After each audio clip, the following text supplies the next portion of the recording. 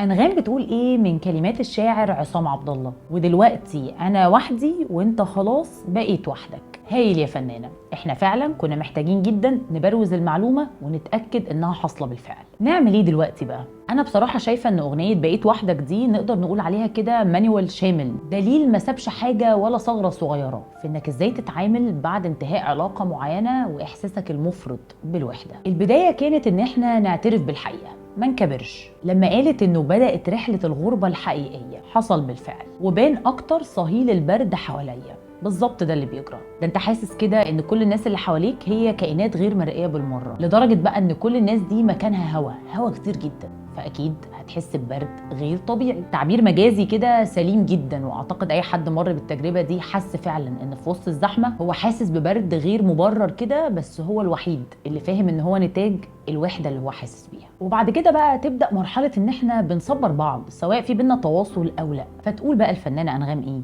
اديك سامع، اديك شايف، ومش بايديك تكون ملكي ولا ليا. تحس كده انه هي دي المساحه بتاعت احنا حاولنا فعلا، حاولنا جدا ان احنا نجيب جون بس معرفناش. حاجات كتيره جدا كانت برانا بوظت تماما ان ده يستمر. ولزياده التوكيد بقى هتلاقي انه ولا بايديك ارجع لك حياه قاسيه. اللحظه بقى اللي انت فيها بتقر ان الحياه طلعت اعقد بكتير من حكايات الافلام اللي احنا كنا مصدقينها جدا وحاسين انه اكيد ان هي هتبقى بنفس الجمال. وبتاكد تاني انها مش ناسيه ولا هتنسى، لكن برضه بتروح لمساحه كده فيها منتهى العقل بقى، ان دي كمالة القصة. ساعات كتير بنبقى معتقدين ان القصة لازم تنتهي بالشكل التقليدي المعتاد، لكن الأغنية بقى بتوديك كده للحظات إعمال العقل التام ان اللي حصل حصل. ومش بتسيبك الأغنية عند المساحة دي وبس، بالعكس دي بتحط لك بقى احتمالات وطرق للتعايش مع المرحلة دي. ان احنا بنبدأ الكلام كده ان احنا لازم نقر ونعترف ان أحلامنا مش وحديها في الدنيا، احنا مش لوحدنا في الكون، في معانا تفاصيل كتير واعتبارات ومدخلات وحاجات كتيرة جدا ممكن توقف مسار القصص اللي احنا فاكرينها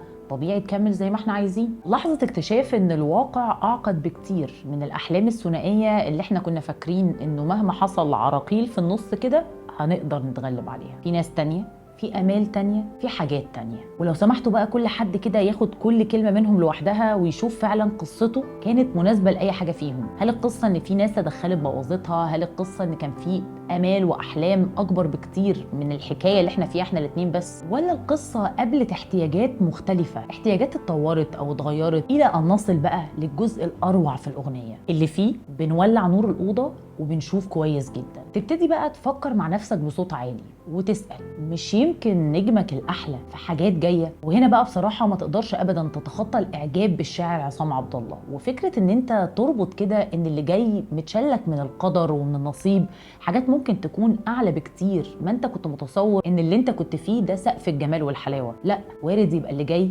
أحلى بكتير. مش جايز إحنا اللي كنا حاصرين السعادة في شخص معين وعاملين كده ومش عايزين نتحرك أبدا، وكنا مصممين ومسحوبين ومأخوذين ومش بنبص حوالينا خالص. ساعتها بقى لو الأسئلة دي كلها ودتك إنه في احتمال إن الحاجات دي تكون صح، فتحس بقى اللي اتقال فعلا في الأغنية موارد تكون أحزاننا خرافية. يجوز أنت اللي حضرت العفريت زي ما بيتقال وأنت اللي خفت منه. الأغنية بتقول رسالة كده مشتركة للطرفين وفيها طبطبة يعني من كل واحد منهم للتاني. هنقدر أو ما نقدرش، أنا مش خايفة، ما تخافش. والله الواحد عايز يقول ان ده مستوى من التحضر في العلاقات الواحد ينشده جدا ويتمناه، ان احنا في نهايه العلاقات كده لو حسينا انه خلاص احنا حاولنا كتير وفي حاجات برانا وحاجات من جوانا اتغيرت مخليانا مش عارفين نكمل، نوصل لمرحله ان كل حد مننا يتمنى الخير للتاني. بس طبعا بين قوسين يعني ده لما يكون السياق اصلا من الاول كان متحضر ونكون سيبنا بعض بطريقه كويسه، ما فيهاش حد اذى التاني او سابه بشكل غير لائق بالمره، ما فيهوش احترام لا للعشره ولا للايام. لحد ما بتقابل في الاغنيه بقى ليفل الوحش حرفيا، الحته اللي كلنا نتمنى ان احنا نوصل لها بعد نهايه اي علاقه،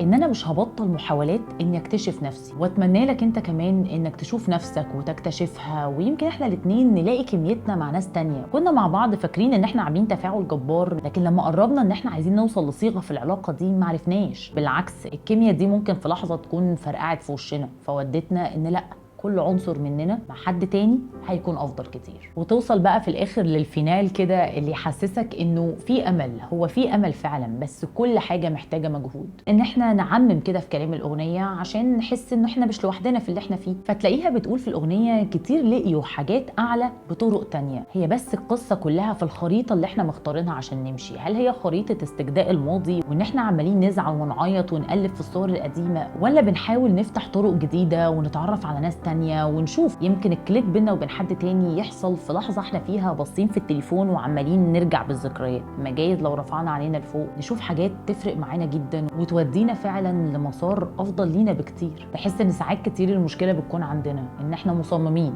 ان هو طريق واحد اللي في اخره هنكون مبسوطين، وشخص واحد اللي معاه هتكون السعاده المطلقه. وكل التجارب الانسانيه اكدت ان مفيش حاجه خالص اسمها كده. وفي اخر الاغنيه بقى بتلاقي حكمه كده ان انت ما تحكمش على الدنيا برماديه. خليك بقدر الامكان انسان عارف تشوف الحاجات والضيقات بشكل سليم. ما تفضلش دايما مستسلم للمنطقه المايعه، المنطقه كده اللي انت حاسس فيها بشيء من الثبات والركود وان كده الدنيا تمام. اعتقد الرساله اللي في الاغنيه واضحه جدا، انك لما هتفتح زاويه الرؤيه هتشوف حاجات كتير جدا عشان انت اللي اخترت انك تشوف بزاويه ضيقه جدا. وده لانه طبعا مفيش احزان ولا افراح ابديه، دوام الحال من المحال. مفيش حاجه ابدا ولا طريقه ولا حد ولا شيء في الحياه ثابت. القاعده الاساسيه في الدنيا هي التغيير. فبالتالي ان انت معتقد ان السعاده دي كانت اصلا هتكون سعاده ابديه، او الزعل اللي انت فيه هيبقى زعل ابدي، ده في حد ذاته فكره ضد طبيعه الكون اصلا. وبجمله التحضر اللي في الاغنيه بقى طبيعي انها في الاخر تودع اغلى شيء ثابته وتقول له انا دلوقتي بقيت وحدي وانت كمان بقيت وحدك. وتحس ان انت عايز تسمع الاغنيه من الاول خالص وتسمعها بتركيز كده وتركز في كل تفاصيلها، وهتحسوا فعلا ان قصص كتير جدا عن الانفصال العاطفي بتجسدها بكل المعاني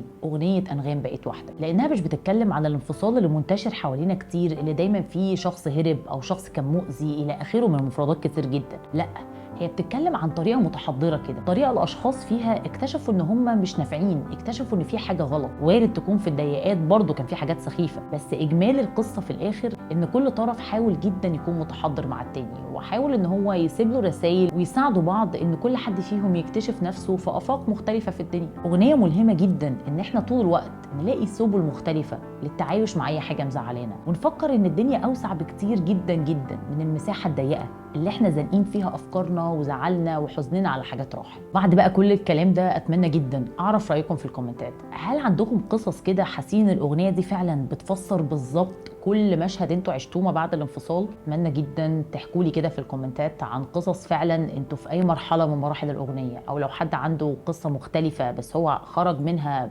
بتحضر وشياكه كده وتستاهل انها تتحكي، يا ريت جدا يكتب لنا في الكومنتات.